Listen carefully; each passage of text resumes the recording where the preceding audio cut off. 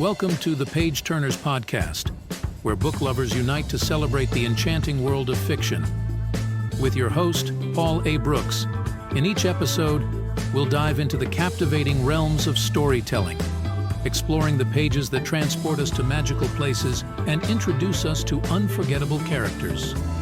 In each episode, we'll embark on a creative expedition through the minds of seasoned and emerging writers to unravel the mysteries and unveil the passion that fuels their stories. Join us on this odyssey through the pages and pixels of imagination, where words become worlds and stories illuminate our lives. So, pour yourself a coffee and immerse yourself in discussions about writing, gripping plots, heroes and villains, and the sheer joy of escaping into a well-crafted story. On today's show, I had the pleasure of talking to indie horror author Sarah Jules. She's also the owner of Sarah Jules Writing Services, a job that, as she says, allows her to work in her pajamas. And with 2 books, Found You and Don't Like, already published, and with 2 more in the works, I was lucky enough to get her on the show. This is the multi-talented Sarah Jules. Hi, Sarah, and thank you so much for coming on the podcast today. It's really great to speak to another writer who's on the same corner of the planet as I am. So welcome. Thank you for having me. Oh, it's my pleasure. I've been waiting to speak to you for quite some time, as you know, because we just talked about that off camera a moment ago. Now, you're in Yorkshire. That's north of England. That's right, isn't it? I am, yeah, Barnsley. Barnsley. I can Barnsley. tell. Great. Yeah, it's really lovely. Classic weather question. What's going on up north where you are? Because it's pouring down the rain here at the moment. Oh, it's terrible. It was a lovely day yesterday, and now it's terrible rain. Yeah. I don't know what it is with British spring. I'm at April showers. Yeah, I get it. But my goodness, it hasn't stopped since the start of April. No, I know. I had to wear sun cream yesterday, and then today it's raining. Yeah, it's weird. It's so weird. So you are a very busy girl, I have to say. You do loads. So I've got a list here. So you're a content writer, you're a copywriter, you're a proofreader, you're an editor across developmental line editing and copy editing, and you're an author of horror books. I am, yeah. 2 horror novels. Now we'll talk about those in a moment because I'm into a good bit of horror. So we'll definitely be going through what you're doing with all of those. But my first question really is, with all of the stuff that you do, how on earth do you find the time to write novels? To be honest, it is a bit of a balancing act. And so I spend most of my days working on other people's books. So whether I'm ghostwriting them or editing them, or even just I do basic proofreading as well. Sort of sitting down at a computer at the end of the day to write my own book is just not something that I want to do at all. And I do find that I have to plan the time into my diary to do that. I started a new sort of way of working this year where I have a full day every week penciled into my work week to work on my own things. So that's what Mondays are for. Right. Mondays are own project days, and then I've interrupted you, have I? I've interrupted you. Have, but it's fine. So then the rest of the week is other people's books. Right. Wow. Okay. So with that in mind, then, would I be right in saying that you're more of a plotter than a pantser? Oh gosh, 100%. And I do think so. I actually started ghostwriting before I wrote any of my own books. And I always liked to joke that it was because I didn't have my own ideas, and that I could write other people's so easily because I had sort of a document in front of me telling me exactly what to write. And then when I sat down and actually thought, do you know what, if I can do this for somebody else, I can do this for me. And I sat down, and it took me a couple of weeks, and I plotted out my first book, and I'm terrible, and I'm really, really anal about it. I do it chapter by chapter, exactly what's going to happen. Yeah. Just as if it was a ghostwriting project. Right. Yeah.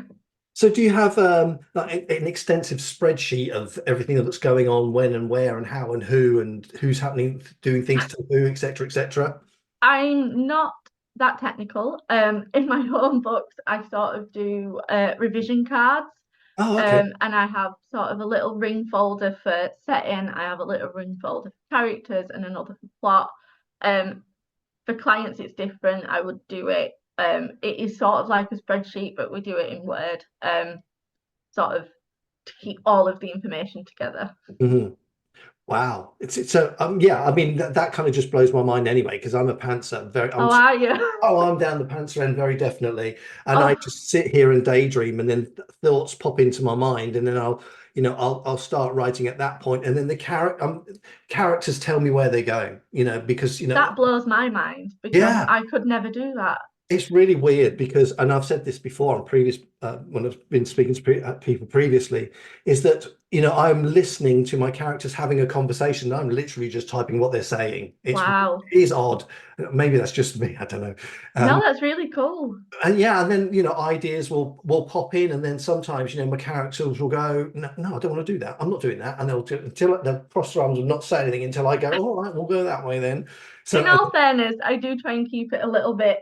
So while I've plotted it out, if when I'm writing, I'm bored of it, I'm like, well, this is obviously not what was supposed to happen. yeah. So then we go back and we revisit, we change things. In my last book that I wrote, I actually deleted 2/3 of it and started again because it went in a direction that I didn't like. Wow, that's terrifying for me. When you've written, if you 2/3 of a book, well, let's say it's 100,000 and you've got rid of 66,000 words. My goodness, yeah, that terrifies the life out of me to do something like that. But no, well, again, I think you're right. Once you're revising it and you see a direction where it should have gone and it's really gone somewhere else. I have done it with scenes and chapters. Yeah. But not that extent. My goodness, yeah, that would really throw me. I think my chaotic mind wouldn't be able to cope with that at all. But well, that's really good. So when you're writing yourself and you've got your kind of notes here, there, and everywhere, do you have a sort of a plotter routine of writing? Do you do a word count, or do you just write until you've done enough? So it kind of depends. If I'm sort of spending the entire day writing and there's no planning involved, I kind of like to do maybe 3,000 or 4,000 words, but that's sort of a ballpark to aim for. Sometimes that doesn't happen, sometimes it does. If I'm sort of still in the research and planning phase, then I just need to feel like I've gotten somewhere with it. Right. Wow. 3,000 or 4,000 words. My goodness. So because I tried that. I mean, when I wrote my first book, it was a case of, right, I'm going to have a spreadsheet and I'm going to track my word count daily. And I kind of did that. And I'd set a goal of 1,000 words a day. And sometimes I actually did do more than that. I think a couple of times I reached 2,000 words, but I never reached 3. But it is a whole day. So, it's not too crazy. It's not like I sit and do it after work or anything. Okay. So you write in sprints then, effectively? I suppose so, yeah, because that's the only time I get to do it. So if I've got that one day to write something, then I need to get something written. That's really good. Yeah. So I suppose as an editor, then, how do you switch off your critical mind when you're writing the draft? Because then I can feel the conflict going on between creativity and critical mind, this side and that side, and then they're bashing heads together. How do you switch it off? So I don't read back over what I've written. Wow. Okay. So I literally just write, and because I know what I should have written from the plot outline that I've got, I keep the plot outline alongside. So if I pick it up next week and I'm like, oh, I can't remember what I did last week, what did I write? I don't go back and read the chapter that I wrote. I read it from the plot, otherwise I will sit and pick it apart. Wow. Yes. Well, I can imagine that's what you would do as an editor, particularly. I just can't imagine that. Because what I do is what I've written today, I will edit first thing tomorrow before I start writing the next bit. Well, read back over it and edit it quite harshly at that point. So, we're looking at sort of rotating through editing and writing and editing and writing. So it becomes this chain of cycling back over what I've done before, because I can't leave it alone. I just couldn't imagine writing 100,000 words and not having read None of my books have been quite that long so far though. So my first one was 70,000 and then the last couple have been kind of almost novellas in a way. They're Oh, sort okay. of at the 55,000 word mark. Yeah. So, and because I kind of know that what I've written, I'm expecting it to need thoroughly editing. Yeah. The first draft is always not great. But then you go back in, you rip it apart and you rewrite it. I think it was Stephen King that said something along the lines that the first draft is always going to be terrible. Yeah. It's Yeah. you telling yourself the story and then you go back and fix it. Yeah, well, again, that would drive me absolutely insane. I'll be pulling my hair out, which is why I'm bald, probably. It's just, I couldn't do that. Wow, I sometimes wish I could, just to bash the story out. Bash is perhaps not No, quite I know what you the mean word, though. but you You know just what I get mean. it out on paper, just Yeah, yeah, get it very down. definitely. I think maybe that's one of the differences between a plotter and a pantser is that, a pantser for me, I don't really know often where the story is going to go. So Yeah, it's always an adventure. But so I would have to go back, I think, over the previous 1,000 words or whatever written before yeah, to make sure that I've stayed on track, if you like. Whereas with like yourself, you've got it written down, you've got it all yeah. beautifully laid out, which is fantastic. I really wish I could do that. I'm going to try actually, for my next book. I'm going to try it, and see how it goes. I think Uh, it's worth doing, especially if you've got a complicated plot, yeah, just because there's so many things to keep track of. My mind would just never be able to follow sort of the twists that I was planning and things like that. So if it's not written down, then I've got absolutely no chance. yeah, yeah. Oh, I can well imagine. Yeah, so I think I would like to be more organized. I wish I was, and I'm certainly going to try to be for the next one, which I should be starting very shortly. So let me ask then now, why horror? What's the appeal of horror? Well, I grew up with horror. My lovely Nan and Carol, she always used to go to the market, Barnsley Market, and she used to pick up, it was either Stephen King or Jeffrey Deaver. Right. And I would have been sort of maybe 13 at the time, and Mhm. that's what got me into reading. I mean, my family's always been really big on reading anyway, but that was the sort of genre that it clicked, like, oh, actually, no, I do enjoy doing this and I do want to spend my time reading. I was sort of the only one in my friend group that read.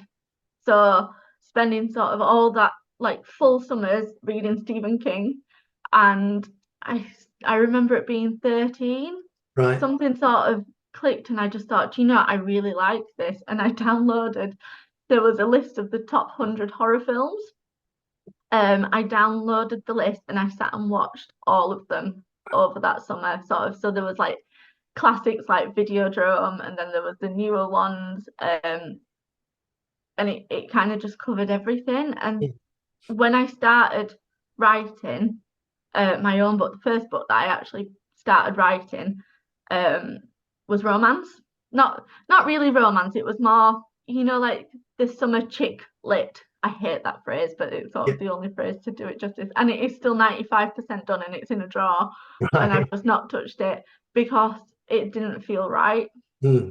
It didn't Wow. feel like me. It felt like I was writing for other people Okay. rather than writing for myself. So when I started writing horror, everything kind of just fell in line.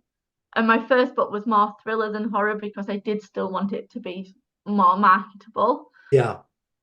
And I just kept going darker and darker, I think.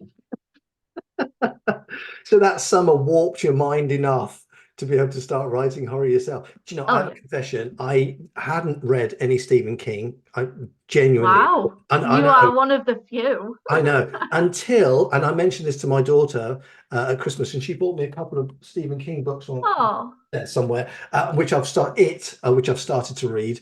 oh, Um, that's a big one. it is.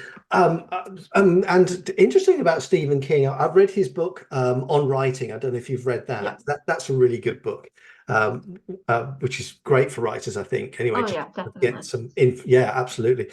But what I find fascinating about Stephen King, and I don't know whether or not you've kind of done the same sort of thing, is he puts two sort of unrelated things together and creates this horror narrative. Take it, for example, you've got a clown, which is supposed to be, a fun great thing for kids, and then you turn him into this evil thing.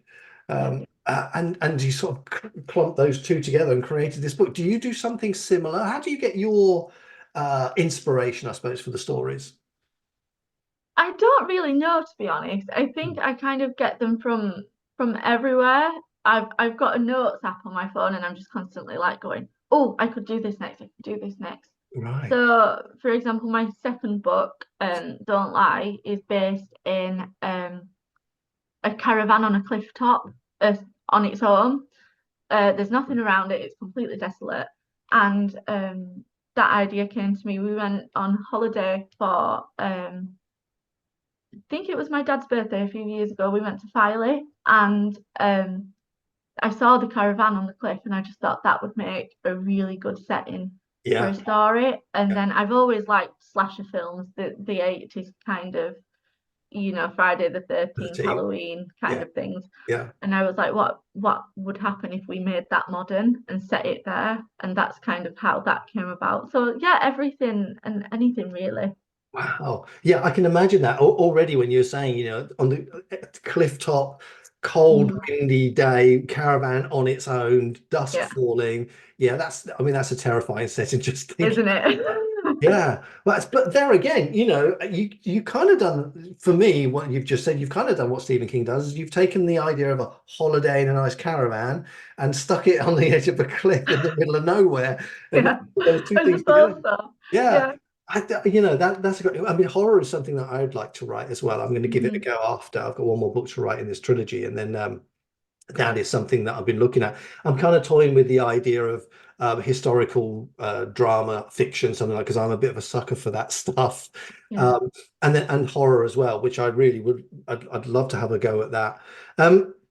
So with that, then, what are you? Because you're a great reader as well, and I'm sure. Well, obviously, as an editor, you read loads. So, are you reading anything for pleasure at the moment? Yeah, so I'm reading a book by Megan Stockton. She's an indie author, and I'm terrible at titles as I'm reading. They completely go out of my mind. I think it's called Lovely, Dark and Deep. Okay. It's brilliant. It's horror, and it's about a community that gets cut off by the tide. Oh, wow. And I can't even begin to explain it without giving spoilers, but at the minute I'm trying to read more indie, smaller authors. Not that Megan's a small author, she's really smashing it. But yeah, I'm absolutely loving that. That's really good. Did you find that when you're reading through it, that you, again, we talked about your critical mind earlier on. Do you just read it just for the pleasure of the story, or do you think, oh, I wouldn't have done that, I'd have gone that way? Do you find that? I don't. Films. I do when I'm watching films. If I'm reading sort of an advanced reader copy, something from a friend maybe, then I have to consciously switch that part of my brain off. Yeah. But even though sort of I'm in this community and I know of these authors that I'm reading, I still find it quite easy to kind of slip out of that mindset of editing as I go. Yeah. The thing is, with indie books, there's always going to be the odd typo, there's always going to be the odd formatting error, just because we don't have massive teams of people behind us to double check these things. I mean, when you think about sort of the last book that is it E.L. James that wrote she wrote 50 Shades of Grey. Yeah, that was full of errors, and that had been through a full team of people. So we can't be expecting indie authors to have absolutely perfect manuscripts, because traditionally published authors don't. So when I'm reading, I do try and switch that part of my mind off and not be critical, because it can ruin it. Sure, yeah. It's just for the pleasure of the story, really. I'm trying to sort of expand my. I mean, I love sci-fi, I love horror, that kind of stuff. So I mean, I write sci-fi, so and so I love it anyway. I've kind of grown up with it, and sort of I had those sort of ideas in my mind for a long time. But I'm trying to read other genres as well, because I don't know about you, but I found that sometimes if I'm writing something, even reading something, even from romance, that it's very easy to cross that over into another genre. You know, that sort of style. I have That a theory that genres are all marketing. yeah, Because yes. I've read Thank thrillers you. that are definitely horrors. I've read horrors that are thrillers. I've read fantasies that are horror, and they're dark fantasies, because we don't say fantasy horror, we say Mm, dark fantasy. And mm, I'm fully of the opinion that most thrillers could be marketed as horror if they wanted absolutely. to be. Yeah. So Well, yeah, I read widely. I do tend to stick to darker things. And I tend not to pay too much attention to what the genre is, more the subject matter. yeah, it's about the story, isn't it? It's about that, you know, creating the theatre in your mind and playing the story that you're reading and going through that. Absolutely, I couldn't agree more. I think that's a great thing. And marketing, you know, as an indie author is another full-time job. It's something that most of us haven't even thought about. You've written a book, you've had the design, the cover design, and then all of a sudden they go, there you go. Thank you very much. And now there's millions of other books out there, and nobody knows who you are. And Yeah, how do you find marketing? I hate it. Yeah, To be quite honest, I absolutely despise yeah, marketing. If I could afford a team to market my book, I would 100% do that. And I mm, think if authors do have a fair budget to do that, then that is a good place to spend money, as long as the book's thoroughly edited and proofread. yeah, Spend the money on marketing if you've got money left over. yeah, yeah, For me, it's more social media at the minute. I do some Facebook ads, things like that, but I don't have a marketing plan particularly other than word of mouth. So for mhm, my latest book that's coming out next month, I have sort of a massive list of ARC readers, and I'm hoping that that helps, because I've learned from each book that I've done.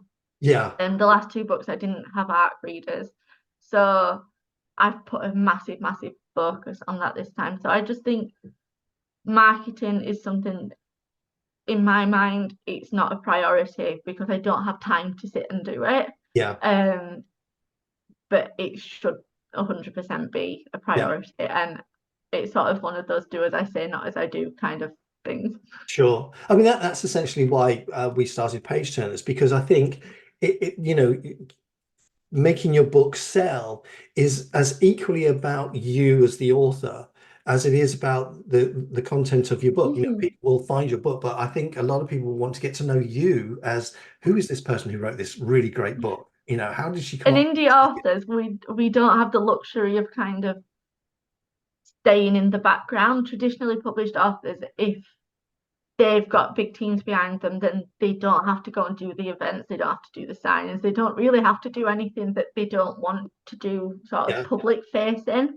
yeah, But indie authors have to in order to get the books out there. So yeah. there's kind of no way around that, which sucks. But I do think sort of quite a few of the books I picked up this year from indie authors have been because I've interacted with them online and I thought they were really cool people. And I was Yeah, like, if they're that cool in real life, then the yeah. books have got to be Mm, great. mm. I think that's the other thing, isn't it? Really, I mean, it's kind of a sales thing, isn't it? People buy from people. They don't buy things. Yes. So I think it's really nice just to be able to get in front. So you know, we were talking earlier on about doing you know, a live stream where we'll get people on and they can ask us questions live. I think that's, you know, that's a great way of introducing yourself to a new audience, so people can get to know you, as you said quite rightly. And then of course they'll want to know what your work's like and buy your books, and that's exactly what we want people to do, which is fantastic. So let's talk about your books, or let me get you to talk about your books first of all. Talk about your first one, Found You, isn't it? Yeah. So my first one, Found You, came out a couple of years ago now. Mhm. So it's, I always say it's kind of on the cusp between thriller and horror. I'm not ever quite sure what to say it is. Not There's that that that cross genre particularly thing going. matters. No, absolutely, exactly. So the whole premise of it is there's this normal guy, Cameron, and he one day receives a photo in a text message of himself being tortured. Oh, And he's never been tortured. Obviously, you would remember being tortured. And it kind of starts a whole stalking storyline. And alongside that, we have another storyline from a girl called Savannah, which is kind of 15 years ago, and it's documenting her journey through sobriety, university, and then the storylines match up in the end. They are linked together, and nobody yet has managed to guess how, but I suppose that is a challenge. Yeah. Fantastic. That sounds really good. So that one's available now. That's already out. It's on Oh yeah, Audible it's as well. everywhere. It's on Yeah, Audible. yeah. It's ebook, paperback. Fantastic. That's really good. Now, talk to me about Don't Lie, because that's I've listened to the intros on Amazon, so you can get the intros to the Audible or to the Yeah. books on Audible. So yeah, they grab you immediately. But talk about Don't Lie again without giving too many spoilers away. But yeah, talk to me about that one. Yeah, so Don't Lie is the book that seems to have done best for me so far. It's a young adult, I sort of young adult, new adult slasher. It follows a group of university students. They've just finished their courses and they're not really sure what to do next. They go on a final blowout to what they call the cabin, but it's actually a caravan on a cliff top that one of them owns. It's a cover for a prank on one of the other girls that's gone, and the prank turns out not to be so much of a prank. It turns out this isn't a spoiler, don't worry. They're not the only ones out there running around in horror film masks with machetes. I love it. That's good. They're both on Audible, and they were narrated by Flick Curry. Is that right? Yes, she's brilliant. So I chose Flick because of the Yorkshire accent. Because of her accent, yeah. And it felt really authentic, and she was just so good throughout the whole process. Unfortunately, my next book that I'm putting out will be from a male's perspective the entire time, pretty much. So I don't think I will be able to use her again, but I do highly recommend Flick. She's available. So the platform that I used was acx.com, and she is available on there. If anybody did want to reach out to her, she was brilliant. Yeah, Richard. I mean, the characters when she was reading are really good. So how much input did you have with her? Did you work closely with her to make sure that she got the characters right, or did she make some suggestions? In all honesty, I let Flick do her thing. So I used what we call a royalty share program, which means that Flick essentially did it for free under the promise that she gets a percentage of the royalties. So I was really very lucky that she did want to do that. And I gave her the manuscripts and she just went for it. I didn't have to ask for anything changing. I was just so impressed by the whole thing. That is all Flick. I can't take any credit for that. That's amazing. How did you feel when you heard it back for the first time? It's a very, very strange feeling because you receive the book back, you do a full listen through before you approve it. And to sit and listen to my own book be read by somebody else was very, very bizarre. It was brilliant. And it's very easy to sort of get quite self-critical at that point. I think when you're hearing it back, you think, oh, I wish I'd done it like this. And but you have to kind of just accept it for what it is at that point. We're always going to wish we did things differently. And Flick just did such a brilliant job that I really enjoyed listening to my own books, which sounds big-headed, but it's a compliment on Flick. Sure, but that's nice though, isn't it? When you read something back or you hear something back and you think, "Wow, did I write that?" That's exactly. Yeah, that's such a great thing to do. So, out of all of the characters that you've written, do you have a favorite, or maybe one that, as Flick has narrated, you think, "Oh yeah, he or she's got to be my favorite character." Oh, that's really difficult. That's a tough one. I know. I just threw that one at you. So in my first book, the character Savannah, she narrates brilliantly. And I think in my second book, she's very much aligned with the character of Quinn, who is the one that's subjected to the prank. Sort of the way she did those characters, it kind of floored me. It was just exactly what I would have hoped for. Wow, fantastic. Okay, so so you've got some more books coming out now as well. Are they the same characters, or are they new characters? They're new. I'm completely in awe of anybody that can write more than one book in a series.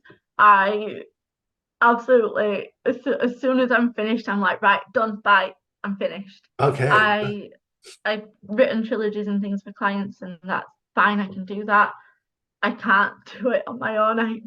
I'm so ready to do something else when Yeah. I'm finished. Yeah. So my next book, You Invited It In, will be released on the 25th of May. Yeah. It's currently with ARC readers and is doing really, really well. I checked this morning and it's got 24 5-star reviews, which is a cracking starting point for me. It's a better jumping off point than I've ever had at this stage. Yeah. So I'm chuffed about that. And it follows a character named Felix who sees an advert for a psychic cleansing service. But Felix knows that these services aren't real because he can see spirits in himself, and what she's promising doesn't align with what's real. So he decides to invite her into his home to prove that she's a fraud. Wow. Okay. And then all hell breaks loose. I can well imagine, yeah, because I read the blurb on the back, and I thought, okay, that the last line of it where it says that he doesn't realize that the spirit doesn't want to leave. Yeah, okay, I get that now. Wow, yeah, that's really good. I should really look forward to that. So that's coming out on the 25th of May. Yes, it is. Yeah, that's fantastic. And now you've got another one coming out in August as well, I believe. I have. I'm really excited about this project. So I'm in a group on Facebook of British horror authors, and I kind of mentioned in passing last year, wouldn't it be cool if we all did an anthology together? Wow. We can use it kind of, just to show off what we're all capable of, because when it comes to sort of indie authors, it does seem that American authors have the biggest readership, and it would be so cool to kind of put more British horror authors on the map. Yeah. Somehow I ended up being the one to take that project on. I'm presuming it's because, my editing background. But I kind of expected, a handful of people to submit, and we've ended up with 27 incredible stories from the most talented British authors, and I can't quite believe that I'm the person that gets to share that with the world. I think that's so incredibly cool, and I'm so thankful to all of the authors that took the time to write stories for this anthology, knowing that it would be me doing it. Are they all short stories then, or are they novella length? Yeah, short stories. So they're all between kind of 2,000 and 5,000 words. They are. So the only stipulation was that it had to be based on somewhere within the UK, and we had to be able to pinpoint that on a map. Yeah. So in front of the book, there will be a map with all of the sort of pins of where all of the stories are based.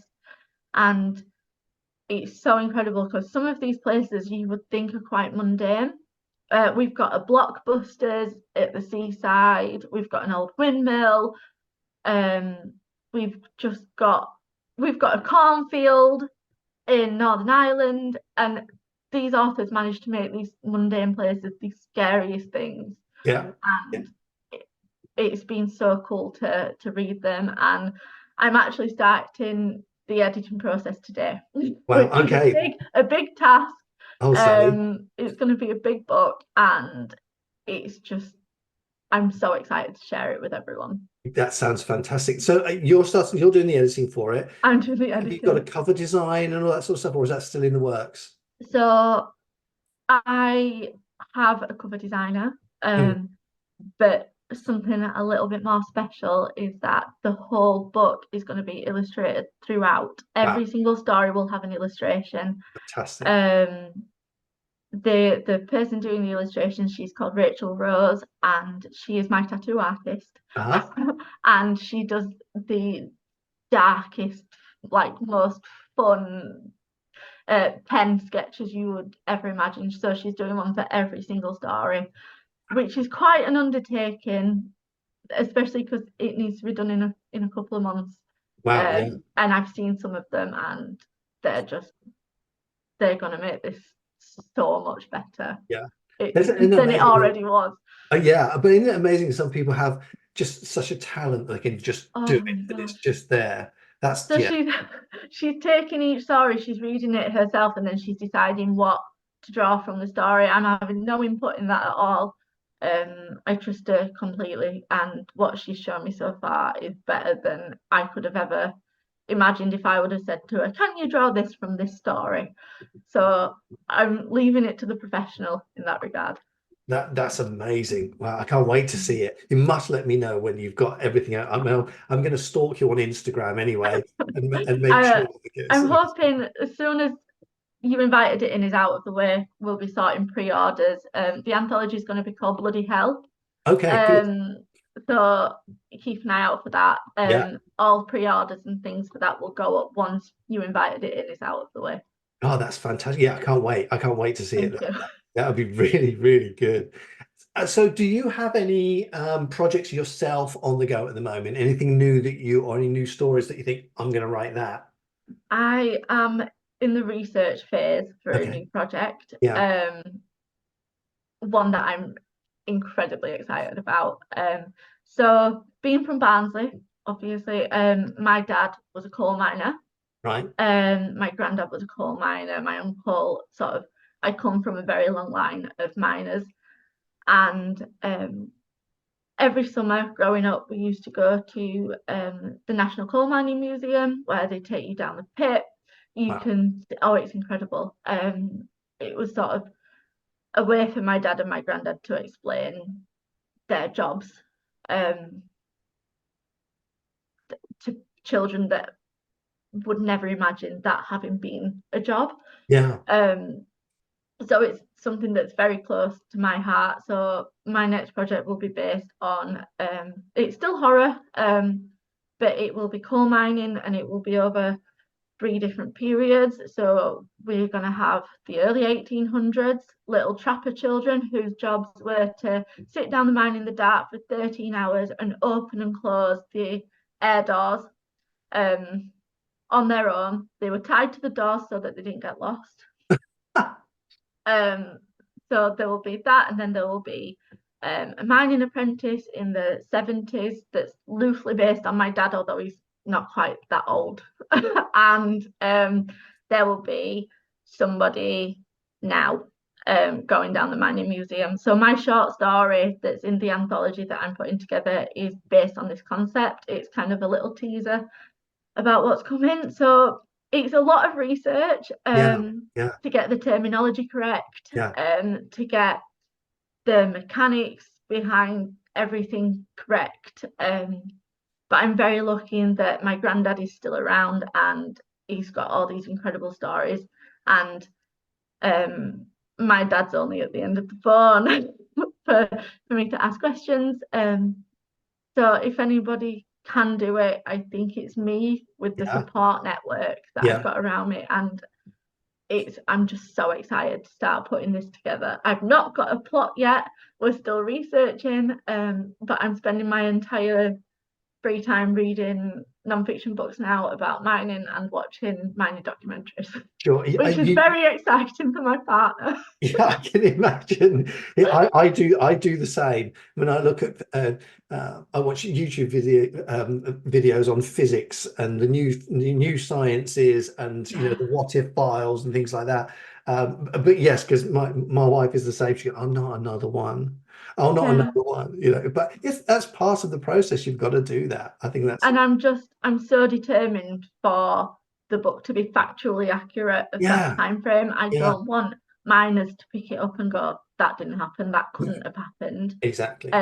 But my dad and my granddad have all got the most terrifying ghost stories anyway about things that happened when they were down the pit. So I can imagine. I've got a good basis to start with. Yeah. As a writer then, I mean, you mentioned earlier on that you kind of learn all, all the way through when you've written new works. What particularly have you learned about you as a writer? Is it a technical thing, or is it a new style that you've developed, or your own style, I should say? How have you developed as a writer?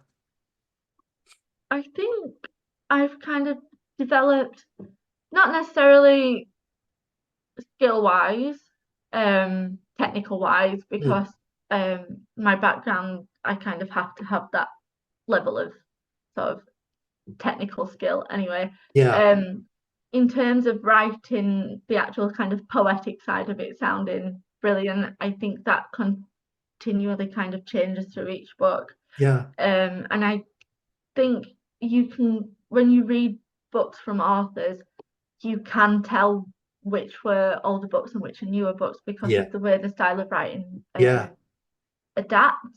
And I don't think that's necessarily a conscious change. I think you just become more confident in writing the way that you want to write. yeah, Um, so yeah, I think maybe I'm just more confident to say, no, this is how I want to write this. Because before I'd be Googling, should I do this in first person or third person? What if some people don't like first person? mm, And I just think I'm more confident now to write the book that I want to write. And people will like it, some people won't like it, that's the nature of the game. Not everybody's gonna like everything. yeah, And yeah. I'm not particularly bothered by sort of criticism anymore. One of my favourite things to do if I'm having a bit of a down moment is to sit and read 1-star reviews of my favourite books. Because somebody will hate everything. So just Of write what you want to write, course. and the right people will find it. Yeah, absolutely. Have you found that the research that you've been doing has had an influence in the way that you're writing? I was thinking particularly now about you were talking about getting the right mining terminology and things like that. Has that influenced your style for this next work? I think it's going to have to. Mm. I've not started writing anything. So the short story that I did for the anthology was based now. And it was based on somebody going down the pit on a tour, which me and my partner did fairly recently. Wow, So yeah, I had all that sort of technical knowledge in my head from having done that. yeah, Um, I'm going to have to be very careful, I think, about how I approach the 1800s section because I'm not going to be able to write first person in hmm, that because it's not going to necessarily be readable because it would be number one, a Barnsley dialect, which people struggle with, and number two, it would be slang and technical knowledge from the 1800s.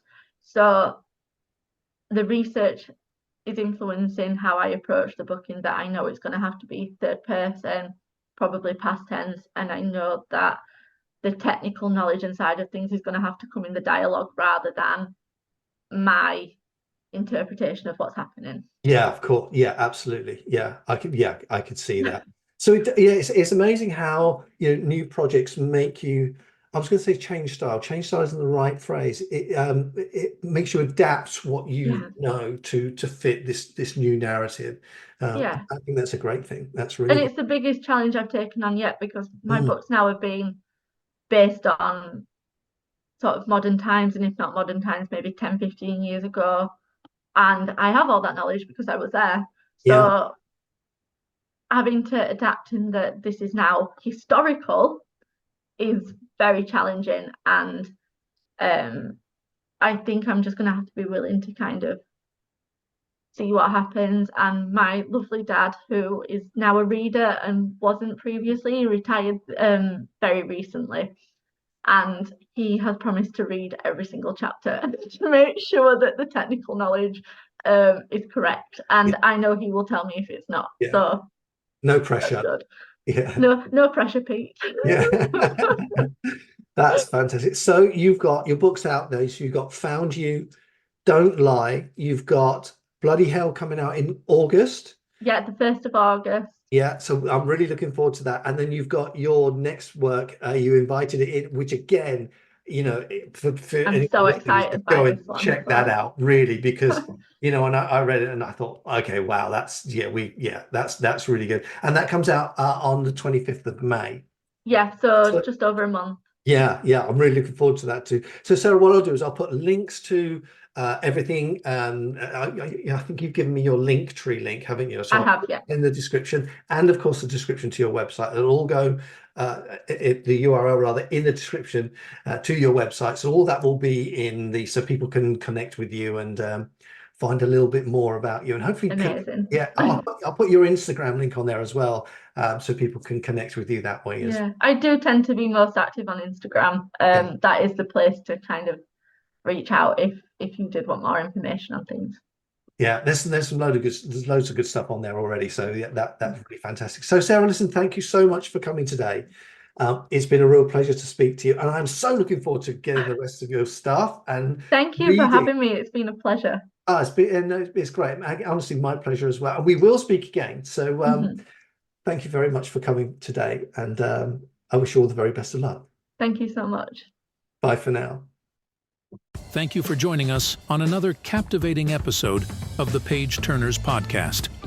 We hope you enjoyed delving into the pages with us, discovering new stories, and revisiting beloved classics. If you're as passionate about books as we are, don't forget to subscribe to our podcast and leave a review. Your feedback keeps us bringing you fascinating discussions, author interviews, and book recommendations. Remember, the adventure never ends when you have a book in hand. Until next time, keep turning those pages and let the magic of storytelling continue to inspire your imagination. Happy reading.